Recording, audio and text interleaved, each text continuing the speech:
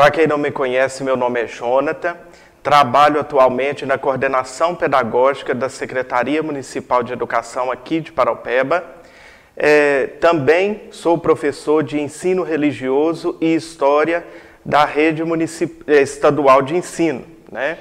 E hoje estou aqui para dar continuidade ao projeto Aprendendo em Casa, que tem como objetivo buscar mecanismos e estratégias para levar até vocês a continuidade do ensino. E antes de iniciar a aula, falar qual aula que irei lecionar aqui para vocês, eu quero deixar uma mensagem aos meus alunos, dizer que a saudade aperta o coração, mas é um momento de recolhida mesmo, um momento de preservação à vida, e em breve tudo isso vai passar e nós vamos poder nos encontrar, abraçar e dar continuidade à nossa boa convivência que nós precisamos e necessitamos aí interromper nesse período aí de quarentena. Então, bom, a aula que irei lecionar é uma aula de ensino religioso, né? Muitos também conhecem como educação religiosa e terá como tema, vocês vão ver aí na tela, religiosidade e fé durante a pandemia. Mas antes de aprofundarmos nesse tema, né, eu convido a vocês, alunos, a fazer uma reflexão. A aula de hoje ela é voltada para as turmas de 6º ao 9º ano do ensino fundamental. Mas antes, vamos fazer uma reflexão. Muitos no dia a dia se referem a esse componente curricular como educação religiosa e outros ensino religioso. Mas e aí? Qual dessas nomenclaturas é a correta a ser usada no nosso dia a dia? Qual que é a diferença das duas? Será que há uma diferença entre educação religiosa e ensino religioso? Acertou quem afirmou que nós devemos se referir a esse componente curricular ensino religioso. Educação religiosa ficou lá no passado, né? Por quê? Através de alguns estudos, né, de alguns pensadores aí dentro dessa área das ciências da religião, eles chegaram à conclusão que a educação religiosa ela é responsabilidade dos pais. Ou seja, se os pais eles são adeptos do cristianismo ou adepto do budismo, do islamismo, eles vão educar os seus filhos de acordo com a crença que eles, né, acreditam, que eles são adeptos.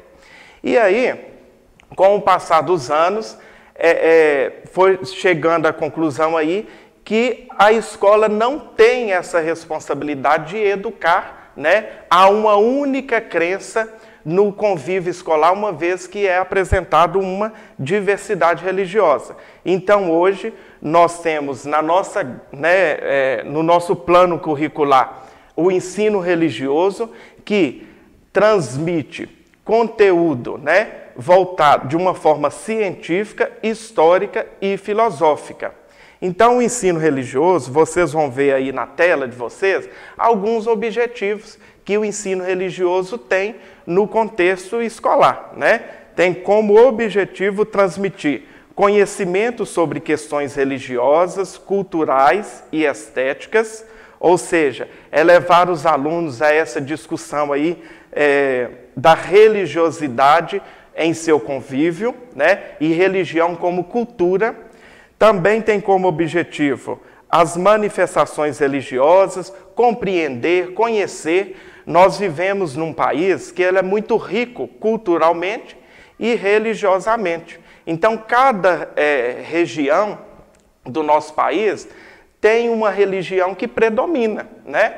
Então, conhecer, né, as manifestações religiosas, os costumes, as vestimentas, né? Isso é também um dos objetivos do ensino religioso. A liberdade de crença, que é um direito comum a todo cidadão brasileiro, né? Hoje nós não temos uma lei que resguarda só a manifestação de uma religião aqui no nosso país. O nosso país é considerado um país laico, isso é, a liberdade de crença, ela é permitida, é um direito de todo cidadão. Também temos objetivos aí dentro do ensino religioso como objetivo a tolerância, né? Ensinar os nossos alunos a ser mais tolerantes com as diferenças, com a diversidade tanto cultural como religiosa que o nosso país apresenta. Formação de valores, princípios éticos e cidadania. Eu costumo dizer que esse objetivo do ensino religioso, valores, princípios éticos e cidadania, é uma continuidade do que já é ensinado em casa. A gente sabe que os pais, desde com as criancinhas lá, com os bebezinhos, já focam na educação de valores humanos, de princípios éticos, com o objetivo de oferecer o filho como um cidadão preparado para a sociedade, um cidadão de bem. Entre outros inúmeros objetivos que o ensino religioso apresenta. Então, o objetivo de estar iniciando essa aula, falando das diferenças de educação religiosa e ensino religioso, é mesmo para a gente deixar no passado a educação religiosa, entender que a educação religiosa é um papel da família, de educar o filho na crença que acredita lá, que a família segue, e o ensino religioso é um componente curricular que enfatiza o conhecimento através da ciência, de pensamentos filosóficos e também histórico. E aí, esse ensino religioso, diante dessa diversidade, diante desses objetivos que eu apresentei para vocês, é amparado, existe uma lei que respalda isso, que orienta como que deve ser desenvolvida essa disciplina no currículo do aluno. Nós podemos falar da maior, existem leis específicas, mas podemos falar da que rege o nosso país, que é a Constituição Federal. Nós temos o artigo 5º da Constituição, que ele se resume no direito à liberdade que todo cidadão tem. E agora vocês vão ver aí na telinha da TV de vocês, alguns incisos, 2 incisos, na verdade, desse artigo 5º, que esclarece, esse direito à liberdade religiosa que todos nós, cidadãos brasileiros, temos. Então eu vou ler aí e vocês acompanham de casa. O inciso 6º é inviolável a liberdade de consciência e de crença, sendo assegurado o livre exercício dos cultos religiosos e garantida, na forma da lei, a proteção aos locais de culto e às suas liturgias. E o inciso 8º, ninguém será privado de direitos por motivo de crença religiosa ou de convicção filosófica ou política. Então, diante desse artigo, desses incisos, vocês devem se deparar no dia a dia com atos que infelizmente existe, é noticiado aí na mídia, atos de intolerância religiosa, cultos que são criticados, templos que são invadidos e destruídos. E aí, esse artigo, ele respalda, ele protege toda manifestação religiosa, todos os templos sagrados e religiosos. Então, esse artigo aqui, ele dá todo um norte para o ensino religioso se embasar nas preparações das aulas aí no contexto escolar. Tem uma palavra que vocês podem estar vendo aqui, proselitismo, que é uma palavra que não combina com o ensino religioso. Anos atrás, até que essa palavra proselitismo fazia parte dentro das aulas de educação religiosa. Porque tempos atrás, a educação, isso aí vocês podem conversar com os pais, com os avós, com os tios, que a educação religiosa, ela trabalhava baseada só no catolicismo, na religião católica. Por vezes, quando a pessoa estudava, né, lá a educação religiosa, uns confundiam com catequese, outros no final do ano, né, através das aulas de educação religiosa, faziam e recebiam a primeira Eucaristia, a primeira comunhão. E aí o proselitismo fazia parte da educação religiosa. Por quê? Porque era voltado, era aulas próprias da religião católica, então não questionava, você é de qual religião? Sou evangélico. Não, mas a aula que você vai assistir, ela é toda dentro do contexto católico, e chegar no final do ano, você vai fazer, né, a primeira comunhão, então não tinha essa flexibilidade aí às outras manifestações religiosas. Por quê? Proselitismo é o empenho de converter uma ou várias pessoas a uma determinada causa, ideia ou religião. Então, por que o proselitismo ele não se encaixa aqui no ensino religioso? Porque hoje a diversidade religiosa ela é discutida, ela é estudada, ela é um instrumento de conhecimento para os alunos. É importante o aluno identificar um símbolo religioso, um templo religioso, né? Durante as minhas aulas presenciais, eu já tive depoimento de alunos que um parente, um primo, ele fez uma tatuagem de um símbolo religioso sem saber que era um símbolo de uma religião específica. Depois que ele ficou sabendo e conhecendo, né, que era um símbolo de uma religião asiática, por exemplo, né? E aí, fez a tatuagem, como que vai tirar depois? Então, essa questão do conhecimento, quanto mais conhecimento, melhor. Então, hoje em dia, não se aplica e não combina proselitismo com o ensino religioso. Voltando ao tema da nossa aula, religiosidade e fé durante a pandemia.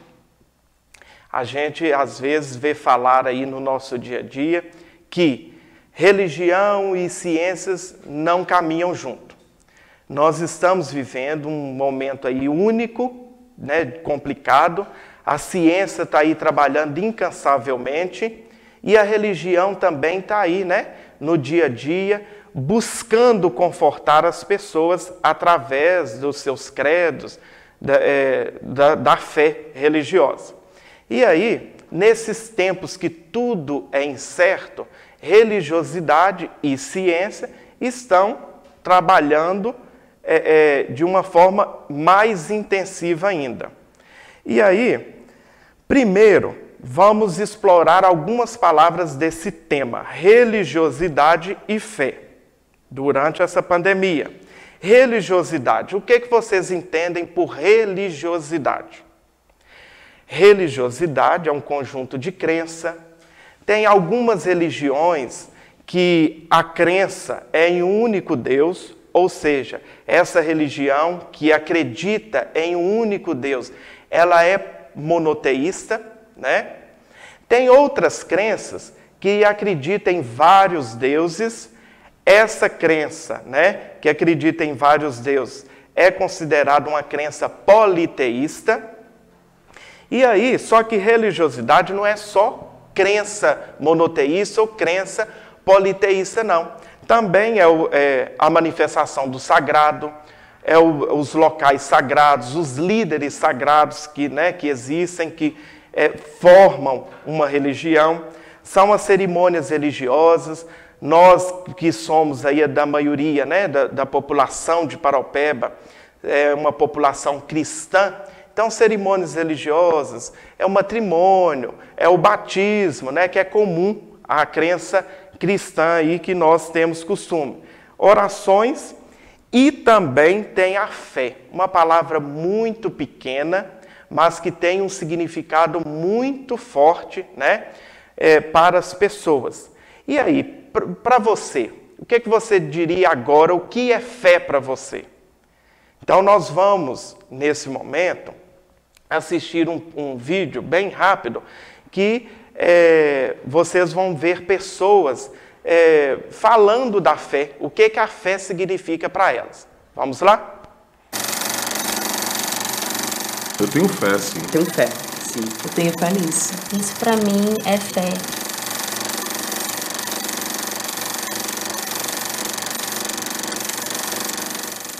Quando você pensa em tudo que você já passou.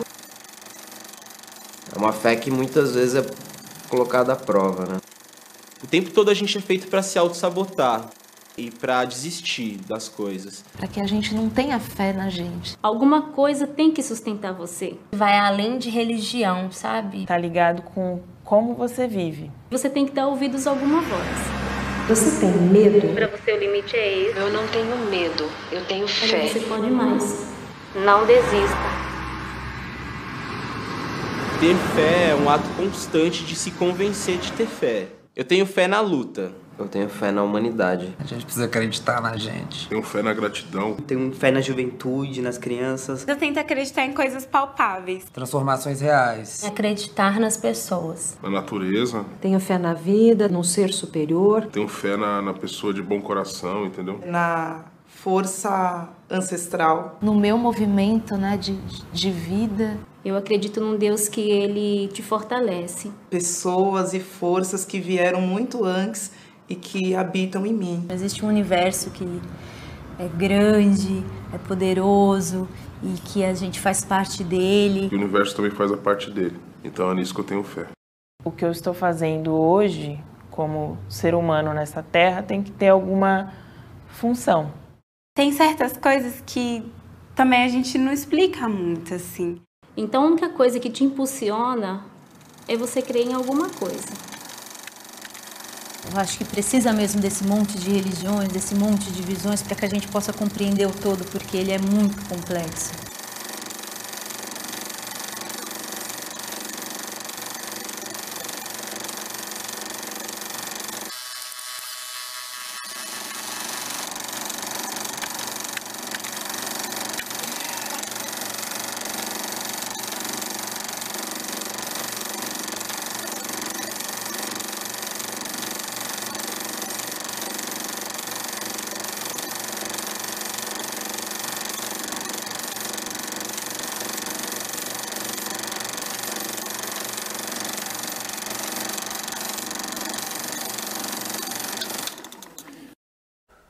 E aí, pessoal? Vídeo forte, né? Bacana. E aí nós podemos fazer uma análise dele rápida, que durante cada fala daquelas pessoas que apareceram no vídeo, né, eles afirmaram que a fé é acreditar. Então, a fé, acreditar, é impulsionar, né? A fé acredita-se, grandes religiosos acreditam-se que a fé impulsiona, movimenta as pessoas. Crer em algo.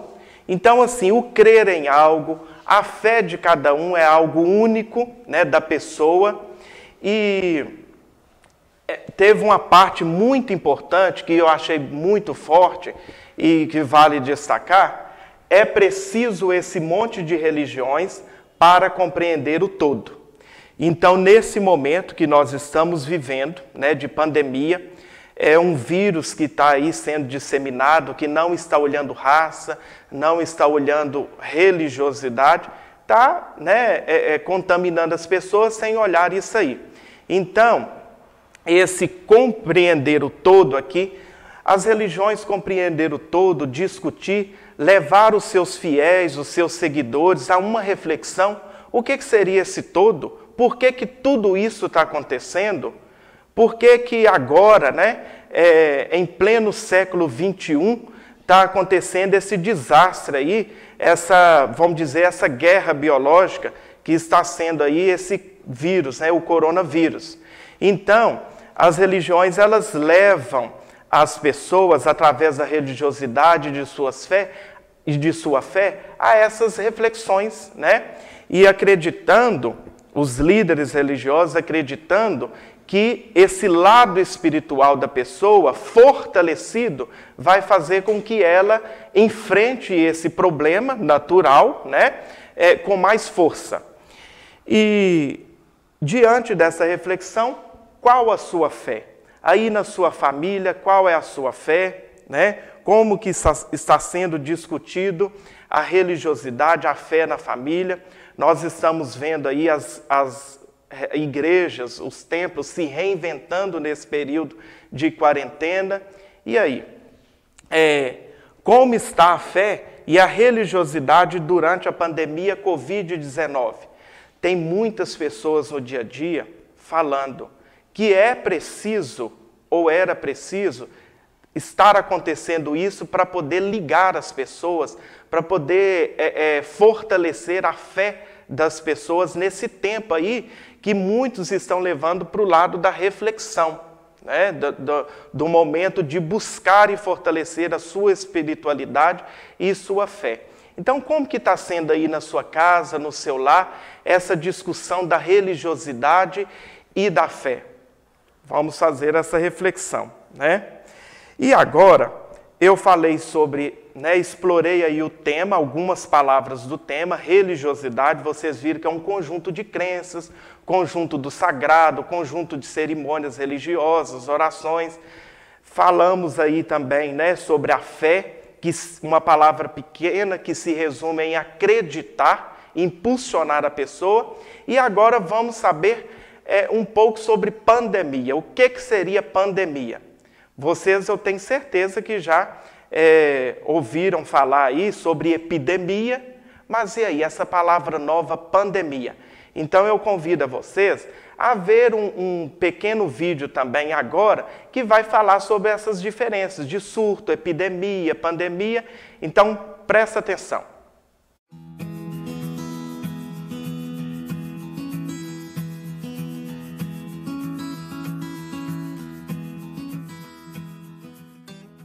Os termos surto, epidemia, pandemia e endemia são bastante conhecidos e estão relacionados a casos de doenças causadas por algum tipo de micro-organismo. Estes tipos de casos acompanham a humanidade desde o início da sua existência, e acontecimentos passados que tomaram grandes proporções ainda são destaques no cenário atual quando o assunto é saúde pública. Doenças como a peste negra, os surtos de cólera, a tuberculose e a febre amarela ficaram marcados na história. Para controlar as epidemias e as endemias nos territórios geográficos de todo o mundo, é de fundamental importância o conhecimento e a discussão desses termos por parte dos profissionais da saúde. Por isso, no vídeo de hoje, falaremos a diferença entre surto, epidemia, pandemia e endemia.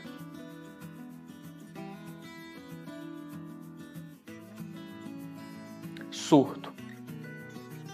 O surto acontece quando há o aumento repentino do número de casos de uma doença em uma região ou local específico. Para ser considerado surto, o aumento de casos deve ser maior do que o esperado pelas autoridades. Em algumas cidades, a dengue é tratada como surto e não como epidemia, pois acontece em regiões específicas, como um bairro, por exemplo. É classificado como surto uma doença que ocorre em um local delimitado, como domicílios, cozinhas coletivas, escolas, edifícios, instituições, bairros e comunidades, sempre aliados à hipótese que tiveram como relação entre eles a mesma fonte de infecção ou de contaminação.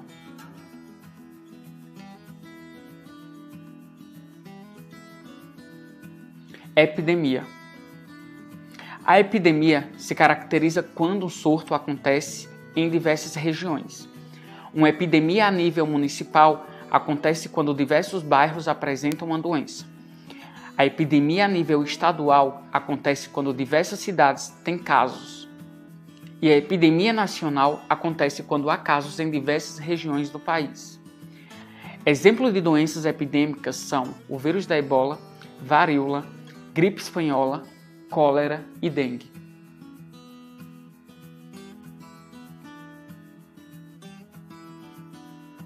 Pandemia. Em uma escala de gravidade, a pandemia é o pior dos cenários. Ela acontece quando uma epidemia se espalha por diversas regiões do planeta. Em 2009, a gripe suína passou de epidemia para pandemia quando a Organização Mundial da Saúde começou a registrar casos nos 6 continentes do mundo. A AIDS, apesar de estar diminuindo no mundo, também é considerada uma pandemia.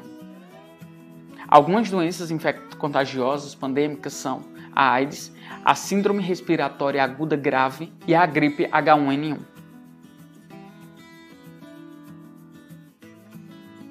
Endemia. A endemia não está relacionada a uma questão quantitativa. Uma doença é classificada como endêmica de uma região quando acontece com muita frequência no local. A febre amarela, por exemplo, é considerada uma doença endêmica da região norte do Brasil. Algumas doenças infecto-contagiosas endêmicas são febre amarela, malária e leishmaniose.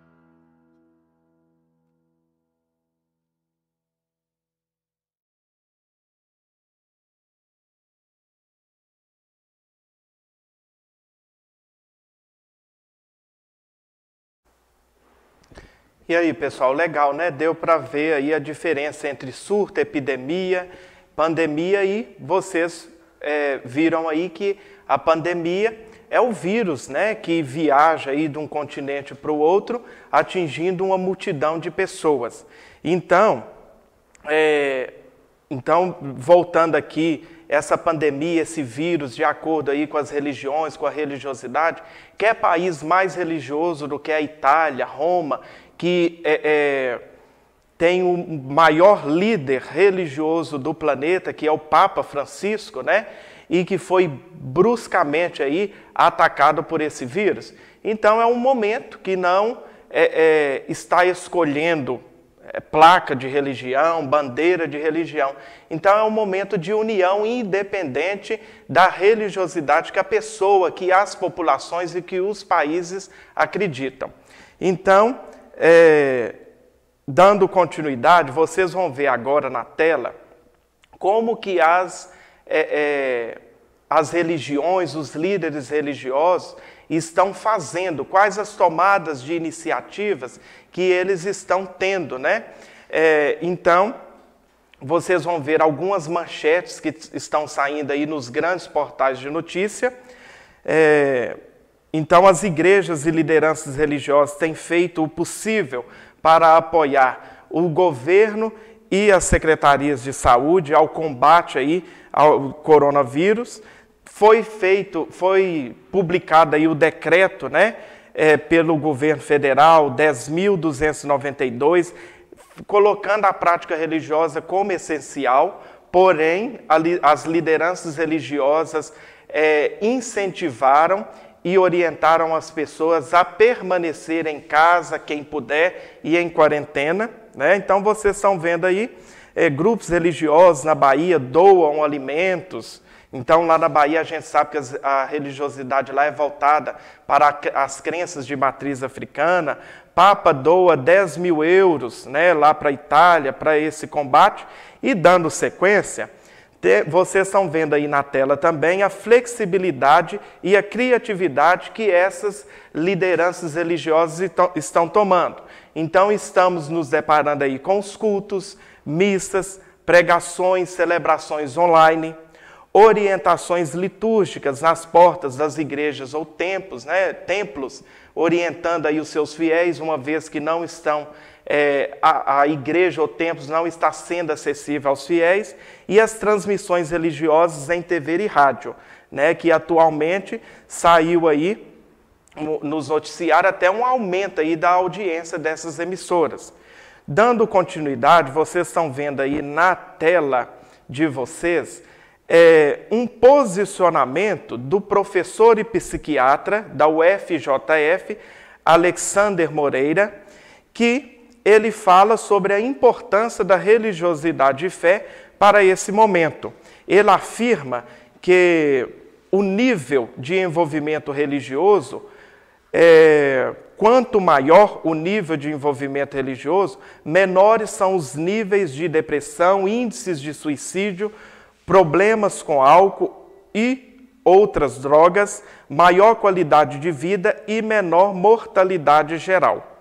E, dando continuidade, vocês estão acompanhando aí na tela, ele ainda afirma que a religiosidade, ela proporciona o indivíduo a cuidar mais do corpo.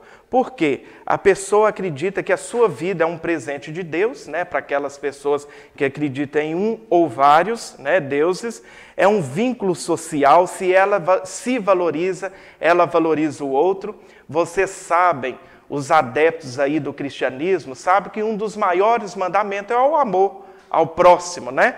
Então, ele acredita que a fé, né, a crença, ela contribui para esse momento difícil, porque a ciência até hoje ela não chegou com nenhuma solução para combater esse vírus. Então, quando a pessoa, ele afirma aqui no posicionamento dele, o professor e psiquiatra, ele afirma que quando a pessoa tem fé, quando ela vê que não tem nenhuma solução ali apontada pela ciência, ela vai, né, aumentar a sua fé e vai se resguardar mais e orientar e proteger as pessoas à sua volta, colocando, né, em primeiro lugar aí a consideração e o amor para com o próximo.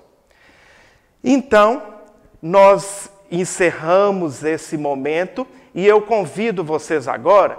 Quem são os meus alunos aí sabem. Acabou uma aula explicativa, nós partimos para uma atividade, né? E aí eu convido a vocês a gente participar de um quiz bem rapidinho, com perguntas e alternativas aí bem rápidas para a gente revisar o que foi transmitido aqui nessa aula de hoje, viu? Então vamos lá para a primeira pergunta. Acompanhe aí na tela de vocês. Qual das palavras não se relaciona ao significado da palavra fé? Acreditar, confiança, duvidar ou segurança? E aí, pessoal, qual dessas palavras não se relaciona, não é considerado um sinônimo da palavra fé? Vamos pensar. Pensaram? Acertaram. Quem falou a palavra duvidar? Duvidar não combina com fé, né? Quem tem fé acredita. Próxima pergunta é: qual alternativa é verdadeira com relação à pergunta: o que é proselitismo? A. É uma determinada causa ou campanha de solidariedade. B. Nome de uma religião politeísta. C. Empenho de converter uma ou várias pessoas e uma determinada causa, ideia ou religião. E aí, A, B ou C? Pensou, refletiu? Acertou quem disse que a letra C, proselitismo, é o empenho de converter a pessoa, né, ou doutrinar a pessoa. A próxima pergunta é a seguinte. O inciso 6º diz... o inciso 6º, né, afirma: é inviolável a liberdade de consciência e de crença, sendo assegurado o livre exercício dos cultos religiosos e garantida na forma da lei a proteção aos locais de culto e suas liturgias. Pertence a qual artigo da Constituição Federal? Alternativa A, 4º, B, 5º, C, 6º. Tá muito fácil, hein, pessoal? Acertou quem disse a alternativa B, artigo 5º. E agora não tem alternativa, é fato ou fake. Fato se vocês acham que essa afirmativa é verdadeira, ou fake se não é uma alternativa, né, verdadeira. Podemos afirmar que assistimos nessa teleaula conteúdos da educação religiosa? Podemos afirmar é fato ou é fake? Acertou quem disse que é fake, né? Nós nos referimos a essa disciplina agora como ensino religioso. E a atividade, né, não ficou só nessas 4 não, porque ficou bem fácil, hein, pessoal? Então eu convido a vocês a acessar o blog da SEMEC, muito fácil de acessar, blogsemec.com, e lá vocês vão ver, né, uma publicação de uma atividade que é continuidade dessa aula. Vocês vão ver atividade de ensino religioso, professor Jonathan. Então é só vocês acessarem o blog SEMEC, entrar lá, realizar a atividade, não precisa imprimir, e dar o feedback para o professor ou a professora de ensino religioso de vocês. E a aula de hoje eu encerro ela, parabenizando os pais aí pelo empenho, né? Dizer para vocês que é um momento de se reinventar, não está sendo fácil para ninguém, não está sendo fácil para nós professores, nem para vocês pais e nem para os alunos. Mas é um momento de calma, tranquilidade, de cuidar, ficar em casa quem puder e aguardar, né, tudo isso aí passar e fortalecer a fé. Cada uma na sua crença, no que acredita e manter a fé aí firme que nós vamos passar esse período aí, que é um período difícil e complicado. Tchau, até a próxima.